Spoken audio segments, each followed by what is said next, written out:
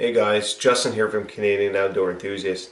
Welcome to How to Make Deer Tanning, Part 2. In the first Part 1 video we showed you the process of how to remove all the fat, all the fat and the grease and the meat, and also the membrane off your hide. Today we've actually almost pretty much finished that. We just need to string it up on a rack or drying rack so we can finalize some more scraping thoroughly and get it ready for brain tanning. That will be done on another part, the brain tanning part. Today we're just going to show you on how to actually sew it up onto your rack and install it, stretch it, and get it ready for scraping and brain tanning. Stay tuned. Hey guys, Justin here. Okay, we've got it stringed up, about 3/4 done. We're going to show you how to do the actual stringing. We're doing the old traditional way to string your hide on your drying rack. So the only basic tools you'll need today, as I was showing you earlier, is your awl and this threading needle. In this case, I didn't have the actual threading needle. I'm using a emergency tire vehicle repair needle. So we'll go ahead and do that. First thing you do is find your next stretching point. Right about there.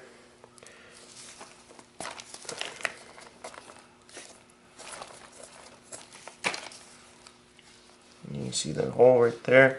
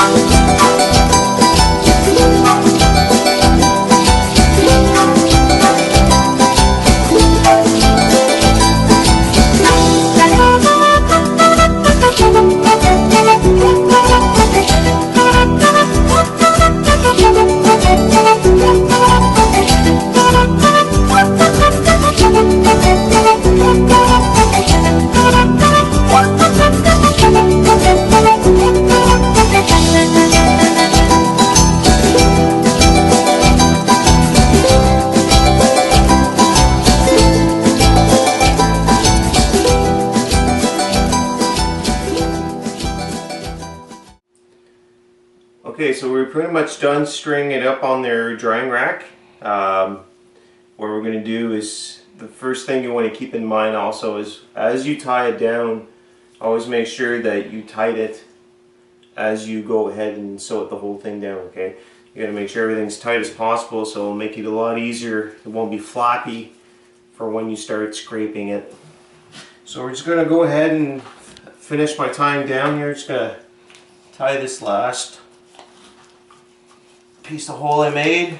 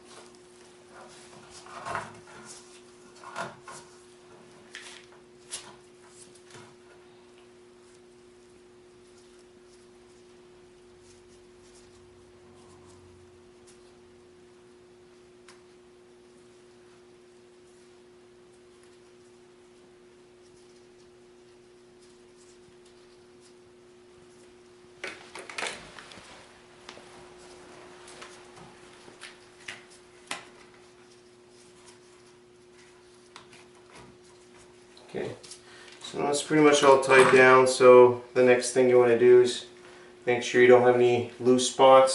So this is the starter point that I used to start it with. So I'm just going to cut this piece of rope, tie it down as well. Just before I do so, I'm going to re-stretch it back, make sure everything's nice and tight.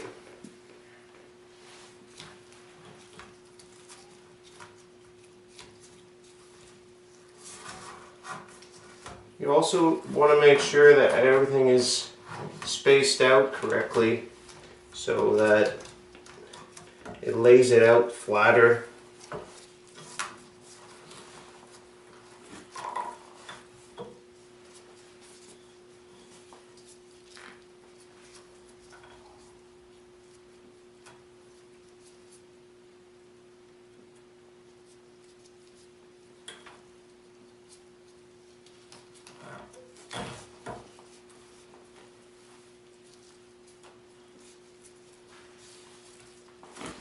So there you have it.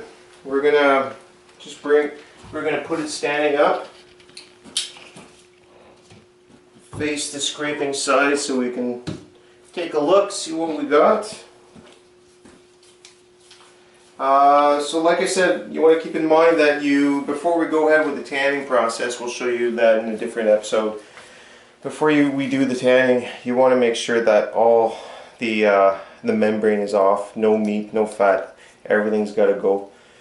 Afterwards, after the tanning, once that's done, there's still a bit more scraping involved, but we'll show you that in part 3, how to do the brain tanning. So stay tuned. We'll just flip this up right now. I'll show you that. Hey guys, Justin here. Alright, we've got our deer hide strapped up on our drying rack. We're going to show you the final steps to the scraping process to get everything ready and prepped up for the brain tanning. As you can see, obviously there's some scrape marks. We went a little bit too deep on this one. You might want to avoid that. But hey, we're still learning.